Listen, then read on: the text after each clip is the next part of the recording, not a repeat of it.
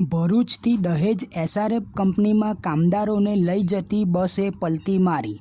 Night શિફ્ટમાં કામદારોને લઈ જતી બસે અતાલી ગામે વૈભવ હોટલ પાસે પલટી મારી। કામદારો બસમાંથી જીવ બચાવી બારીમાંથી બહાર નીકળતા નજરે પડ્યા। સદનસીબે ઘટનામાં કોઈ જાનહાનિ નહીં થતાં આસપાસના સૌ રહીશોએ રાહતનો શ્વાસ અનુભવ્યો।